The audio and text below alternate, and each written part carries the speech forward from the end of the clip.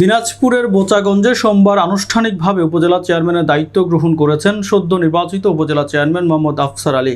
দায়িত্ব গ্রহণ উপলক্ষে সকাল 10:30টায় উপজেলা পরিষদ চত্বরে উপজেলা আওয়ামী লীগের সভাপতি বীর মুক্তিযোদ্ধা মোহাম্মদ আবু সৈয়দ হোসেনের সভাপতিত্বে এবং যুগ্ম সাধারণ সম্পাদক সুব্রত অধিকারীর সঞ্চালনায় আয়োজিত আলোচনা সভায় প্রধান অতিথির বক্তব্যে উপজেলা চেয়ারম্যান মোহাম্মদ আফসার আলী ভোটারদের উদ্দেশ্যে বলেন, আপনারা প্রায় 65% ভোটার উপজেলা পরিষদ নির্বাচনে অংশ নিয়ে ভোটদানের মাধ্যমে আমাকে বিপুল ভোটের ব্যবধানে উপজেলা চেয়ারম্যান নির্বাচিত করেছেন।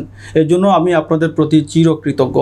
আমার আদর্শ বঙ্গবন্ধু শেখ মুজিবুর রহমান, আমার আদর্শ আব্দুর রব চৌধুরী। আমার মতো একজন ক্ষুদ্র মানুষ কিভাবে এত বড় দায়িত্ব পালন করব আমি জানি না। আমি আপনাদের কাছে কিছু চাই না, আমি শুধু আপনাদের কাছে দোয়া এবং আশীর্বাদ চাই। আপনারা আমাকে দোয়া এবং আশীর্বাদ করবেন, আমি যেন আপনাদের এই সম্মান, ইজ্জত এবং ভালোবাসার মর্যাদা দিতে পারি। আমি যেন আপনাদের এই সম্মান, আপনাদের এই ইজ্জত, আপনাদের এই ভালোবাসা, এটার জন্য আমি মর্যাদা দিতে পারি। এছাড়াও সভায় সেতাবগঞ্জ পৌরসভার মেয়র মোহাম্মদ আসলাম, সাবেক মেয়র মোহাম্মদ আব্দুস সবুর প্রমুখ বক্তব্য রাখেন। এ সময় আওয়ামী লীগের সকল পর্যায়ের নেতাকর্মী সহ এলাকার সুধীজন উপস্থিত ছিলেন।